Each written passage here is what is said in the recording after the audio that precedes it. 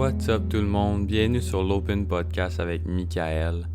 J'espère que vous allez bien aujourd'hui. Je vais commencer à dire un peu on est dans quel mois pour que vous puissiez vous situer parce que j'ai pas réussi à... En fait, j'ai pas eu l'idée au début de statuer dans le temps parce que c'est pas exactement dans l'ordre de ça a été tourné comment. Puis aujourd'hui on est en février 2024.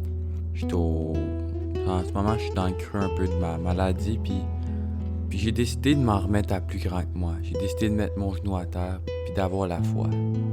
D'agir selon mon cœur, d'agir selon l'amour, d'agir selon la source, quelque chose de plus gros que moi. J'espère que vous n'allez pas me crucifier en partant en entendant le mot Dieu ou en entendant le mot religion. Je suis pas quelqu'un qui adhère à une religion particulière. Je suis ouvert à tout. Puis tout revient, je pense, à juste de quoi de plus gros. Puis j'aime ça l'appeler l'amour, la présence, peu importe. Mais je vais utiliser Dieu parfois. Puis sachez que moi j'ai mes croyances, vous avez vos croyances, puis il n'y a pas de mieux, pas de mal. Et moi j'ai découvert une paix, puis maintenant à tous les matins je me lève, puis à tous les soirs, puis je fais une prière, puis ma prière c'est que je mets ma main sur mon cœur, puis je dis, mon cœur, l'amour, comment je peux te servir aujourd'hui? Qui que tu veux que je sois? Qu'est-ce que tu veux que je fasse? Qu'est-ce que tu veux que je dise, puis à qui? Comment je peux te servir? Alors, je vous invite à vous ouvrir l'esprit sur un épisode sur la foi et sur si on s'en remettait à plus grand que soi. Bonne écoute. Donc aujourd'hui, on va parler de la foi. Un sujet qui peut être assez tabou, que vous l'appeliez Dieu, Jésus, Allah, Bouddha. On associe ça souvent à des règles, à des guerres de religion. Il y a de la peur derrière la foi, derrière ces sujets-là. C'est un sujet qui est très tabou. Mais c'est un sujet qu'on connaît vraiment pas non plus.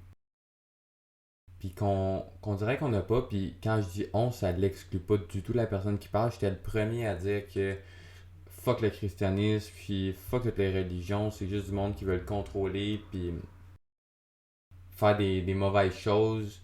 Et oui, il y a une part de vrai dans le monde que la religion a été utilisée par l'homme pour contrôler, pour détruire d'autres peuples. Bref, chaque histoire de chaque religion a été très mal interprétée.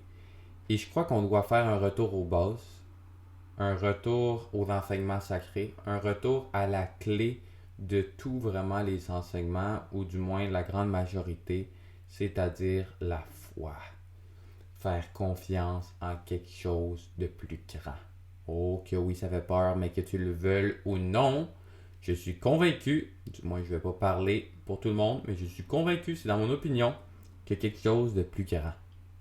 Il y a de quoi qui fait que notre cœur est bas, que le sang coule dans nos veines, qu'il y a de la vie sur Terre, que le soleil fait j'allais dire que le soleil fait le tour de la Terre, oui, allô? Que la Terre fait le tour du soleil, qu'il y a un univers, qu'il y a des étoiles, qu'il y a de la communication entre les animaux, les plantes, nous. Bref, there is something bigger. Il y a de quoi de plus gros autour de nous, il y a de quoi de plus gros en nous. Et je ne veux pas en perdre 2-3 en disant ça, mais je crois que nous sommes tous Dieu. Que vous l'appelez Dieu, peu importe comment. On est tous ça, dans notre forme la plus pure. La présence, l'intelligence infinie qui est en nous est présente en tout le monde. On est tous à la base la même chose selon moi. Là, je passe vite là-dessus parce que je veux pas en perdre trop. Parce que je crois qu'on connaît pas encore. On n'a pas touché tant à ce côté spirituel-là. Puis je crois que de plus en plus, avec les événements qui s'est passé sur Terre, la COVID, si je peux me permettre de le prononcer, hein, c'est comme Voldemort maintenant, mais on dit pas ça.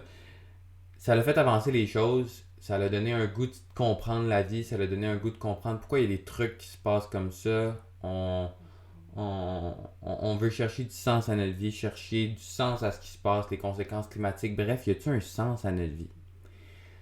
Et puis moi, j'ai été forcé à le connaître. Puis quand je dis le connaître, c'est vraiment votre définition personnelle de ce qui est plus grand que nous. Moi, je l'appelle des fois l'intelligence infinie, la source, la présence de Dieu Jésus.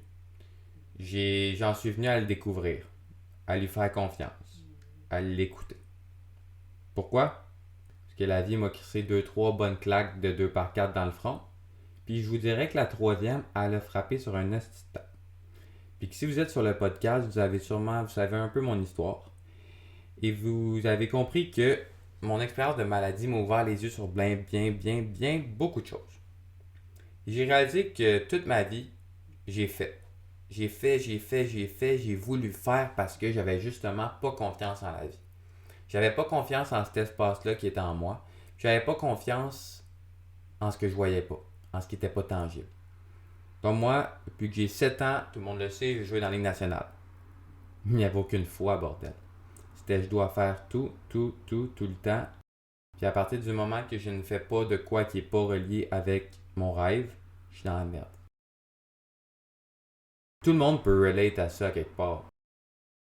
Quelqu'un qui travaille fort, mais que son boss le voit jamais. Quelqu'un qui continue d'étudier. Il il étudie beaucoup, il pense qu'il fait les bonnes choses, puis il n'y a pas des bons résultats ou peu importe. Puis là, ça te fait remettre en question tout ce que tu fais.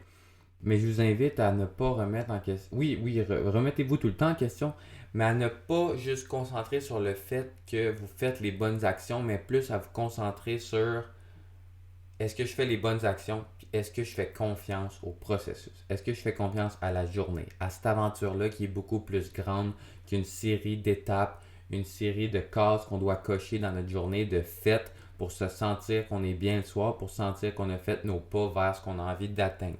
Et durant ma période de maladie, un moment donné, je suis parti à brailler dans les bras de ma mère parce que vraiment, je faisais tout. Je faisais tout pour guérir.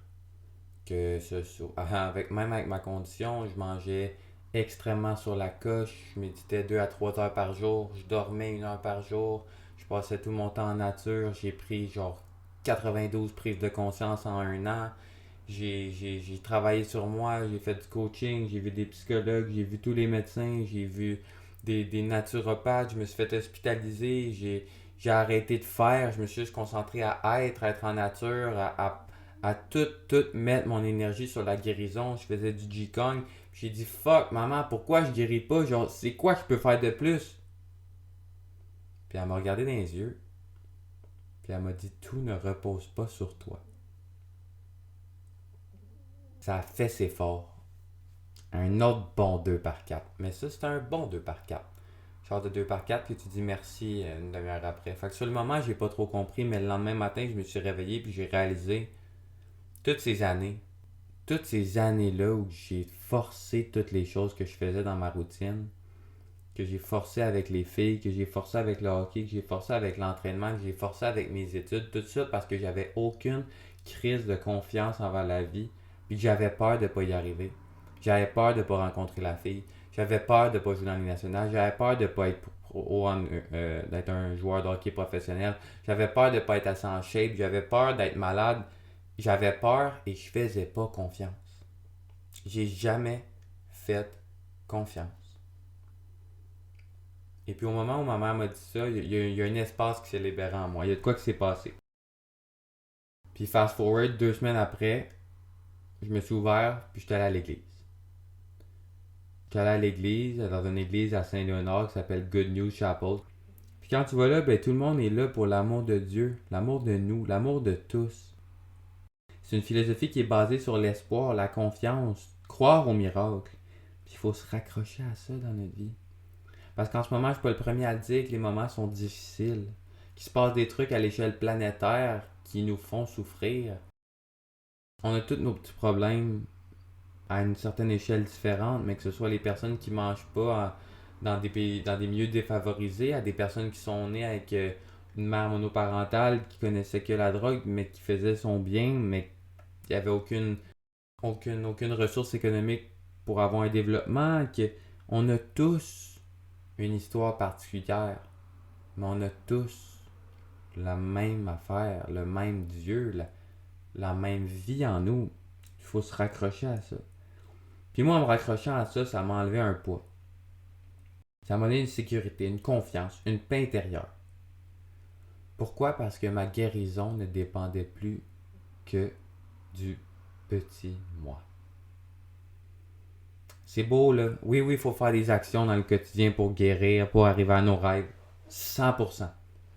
Mais êtes-vous d'accord qu'il y a des facteurs qui sont pas seulement sur nous? Puis à partir du moment que tu décides de faire OK Dieu, peu importe ce qui est Dieu, je le répète, mais je me mets des putains de gants blancs sur ce sujet-là. Dieu, écoute, j'ai tout essayé. En fait, c'est ce que j'ai dû faire. Encore une fois, j'ai crissé mon genou à terre. J'ai dit à la vie, Dieu, l'intelligence universelle, whatever, écoute, j'ai tout fait. J'ai tout essayé. Je fais vraiment de mon mieux. Mais ça marche pas. Ça marche pas, puis je ne sais plus quoi faire. Je sais plus quoi faire pour arriver à mon but. À ce moment-là, mon but c'était de guérir. J'aurais pu faire la même chose dans le temps avec le hockey. Tu peux le faire partout dans ta vie. Parce qu'on est limité, je crois, au potentiel de nous, le petit gars dans l'homme dans mon cas, ou la femme, ou peu importe. On sait pas tout. Puis ça prend de l'intégrité pour être capable de dire je sais pas, mais je sais que toi tu sais. Puis je pense qu'elle est là la source des miracles. Puis je pense que c'est là que tu peux devenir en flow avec la vie. Aligné. De changer la perspective à Dieu, s'il te plaît, donne-moi exactement ce que je veux, à comment je peux te servir. Parce que quand tu sers Dieu, tu te sers toi. Quand tu mets Dieu en premier, tu te mets toi en premier. Tu mets les autres en premier. Parce que quand tu fais le mieux pour toi, mieux pour Dieu, tu fais le mieux pour les autres. Sur cette planète-là, je me rappelle plus c'est qui a dit ça, mais il y a un proverbe que j'adore qui dit que il manque juste beaucoup trop de personnes qui font ce qui les rend vivants. On se pose tellement de questions à qu'est-ce que je dois faire, comment je dois impacter la société ou whatever. Fais ce qui te rend vivant. Donc ça m'a rejoint à un purpose, de quoi de plus gros. Puis c'est là que tu t'alignes un peu sans savoir vraiment. Je savais pas c'était quoi à ce moment-là. Mais ça m'a aligné avec pourquoi je suis ici. Puis je pense que c'est la question que tout le monde se pose. Mais je pense que quand tu apprends à écouter Dieu, à écouter la vie, à faire ce que ton cœur te dit de faire, à écouter les messages de ton cœur, parce que pour moi, le cœur, c'est notre petit GPS. Puis en tant qu'homme, souvent, à 20 ans, on plonge pas assez dans notre cœur. On a un petit cœur de pierre, puis on l'écoute pas. Puis on monte soit dans notre tête, soit dans nos testicules. Puis pour les femmes, je peux pas relate, mais j'imagine que apprendre à écouter son cœur, c'est quelque chose de challengeant dans une société où on est bombardé d'informations. Puis c'est bien beau tout ça. Puis là, tu vas me dire, ah, c'est bien beau, Michael, là. C'est bien beau, mais moi j'ai fait des erreurs, puis là, je m'en vais en prison. Puis, je sais pas, m'a passé 10 ans en prison. Puis comment je peux croire que la vie m'a mis là? Comment je peux croire que c'est exactement ce qu'il fallait que je fasse? Que je suis exactement à la bonne place au bon moment? Ben, change ta perspective. Change ta vision. Change ta lunette de vue. Parce que vraiment, n'importe qui a passé par des moments difficiles, n'importe qui a compris un peu la vie a un chemin, puis que c'est cette aventure-là qui nous amène tout le temps à la bonne place, tu réalises que tu es à la bonne place. Mais des fois, tu peux pas tout le temps le voir quand tu es dedans. Oh non, non, non, non. Tu le vois pas tout le temps quand tu es dedans. Ta femme vient de te laisser, tu viens de perdre quelqu'un de proche, t'es malade, t'arrives pas à réussir dans ce que tu veux réussir, t'es comme pourquoi? Ben, tu le sauras pas tout le temps là. Mais ça se peut que dans un an, tu regardes ça en arrière puis tu fasses comme c'était clairement pas la bonne femme pour moi, le bonhomme, puis que tu rencontres quelqu'un de mieux. Que tu réalises qu'autant triste que ça peut être, comme quand j'ai perdu mes grands-parents, les deux dans la même année, tu réalises que c'est tout le temps triste la mort d'un proche, mais moi ça m'a fait réaliser la fragilité de la vie. À quel point on passe trop de temps des fois à se poser trop de questions, puis qu'on oublie qu'on a beaucoup juste à aimer nos proches, à vivre dans l'amour, à faire ce qui nous passionne, mais de prendre des petits temps pour dire à nos proches qu'on les aime. Quand on décide de s'ouvrir, d'ouvrir nos yeux, il y a des leçons partout, il y a des cadeaux partout, dans toutes les situations. Puis vraiment, je suis pas là. Au moment où j'enregistre, je suis dans le moment le plus creux de ma vie. Puis j'en parle. Puis oui, j'ai de l'air positif. Oui, j'ai de l'air d'avoir confiance. Puis oui, je crois à ce que je dis à 100%. Mais je serais menteur si je disais pas qu'il y a des jours où j'ai pas envie de crisser mon poing dans tous les murs de ma maison. que jamais pas arrivé de pleurer jusqu'à temps que j'en vomisse. Mais quand je me ressens, que je vois ça d'un œil d'aigle, que je prends de la hauteur, que je regarde ça avec une vue d'ensemble, puis que je crois qu'il y a de quoi de mieux pour moi, que tout le temps, que peu importe ce qui m'arrive, ça m'arrive pour moi et non contre moi, tout est parfait. Tout est parfait, puis tout a tout le temps été parfait. C'est là que je vous invite encore une fois à changer votre perspective. Je vais vous inviter souvent à changer votre perspective. Je suis carrément malade, puis j'étais beaucoup dans j'ai hâte de rejouer au hockey, je veux jouer au hockey, puis c'est correct, c'est ce que mon cœur me disait, mais des fois je me demandais si je résistais ou pas. Et si je résistais au flot de la vie, si la vie ne m'envoyait pas un message ou si c'était juste un autre hurdle que je devais passer par-dessus. Et puis l'histoire que le preacher a racontée, c'était l'histoire d'Abraham quand Dieu lui demande de sacrifier son fils. Jésus, ça a frappé fort. Parce que c'est comme si la vie m'envoyait un signe. Es-tu prête à sacrifier ton fils, qui est le hockey pour moi, en ce moment du moins, puis es-tu prête à le sacrifier par confiance en moi? Puis je me rappelle, j'écoutais le preacher, puis je pleurais, j'étais comme non, non, non, non, non, non! Tu peux pas me demander ça, demande-moi tout. Fais-moi arrêter de regarder un écran, fais-moi, je sais pas, aller parler de mon histoire dans des églises, des écoles, mais pas sacrifier le hockey. Pas sacrifier la seule chose que je sais depuis que j'ai 7 ans, que je vais faire dans ma vie. Pas sacrifier ma terre promue à moi. Pas sacrifier la chose que j'aime le plus au monde. Tu peux pas me demander ça. Tu peux pas me demander de sacrifier de quoi auquel j'ai passé je sais pas moi, 1000 heures de ma vie à me consacrer. Que tu peux pas me demander ça. C'est là que j'ai réalisé qu'on croit qu'on est courageux en faisant tout ce qu'on fait sans avoir besoin d'aide de personne, puis qu'on croit qu'on est seul là-dedans, puis qu'on doit faire, puis qu'il y a juste nous. Mais ça prend du courage en crise pour faire confiance. Ça prend du courage sur un moyen temps pour dire écoute Dieu, je le sais ce que je veux. Depuis que je suis jeune, je le sais ce que je veux. Depuis que je suis jeune, t'as mis de quoi dans mon cœur. Je le sais. Mais si c'est pas la bonne chose pour moi, si c'est pas la meilleure chose pour le bien de tous, si tu me réserves de quoi de mieux pour moi, pour les autres, je suis prêt à le sacrifier. C'est probablement la chose qui m'a demandé le plus de courage dans ma vie.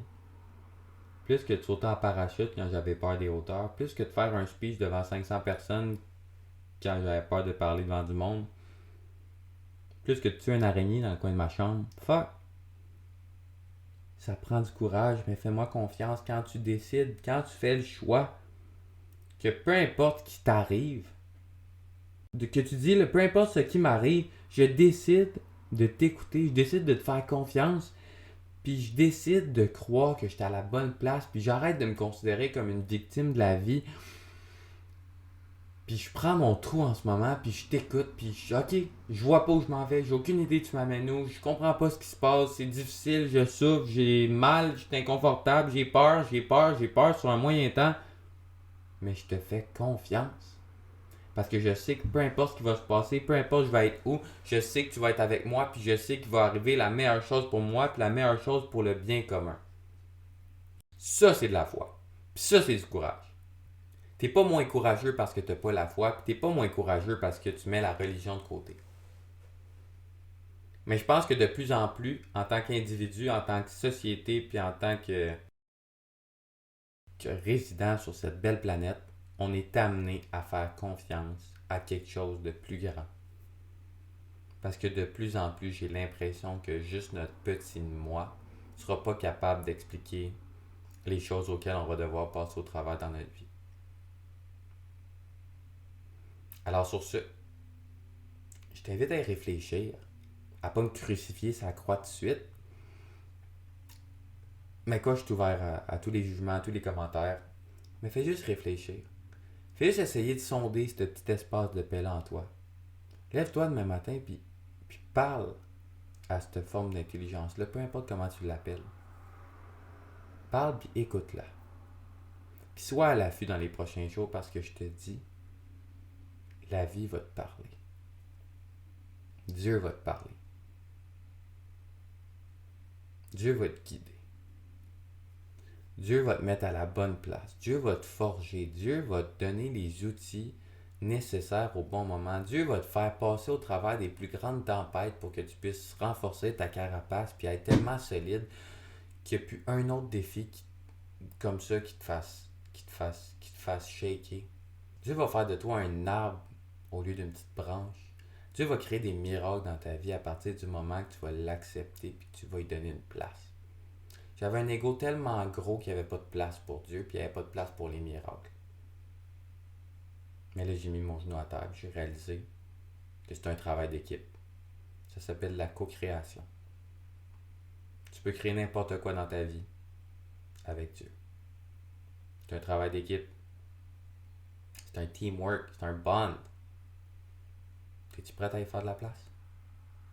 Es-tu prête à écouter? À ton moment. Au bon moment. Fais confiance. Puis rien qui presse. God bless you. Merci. Merci.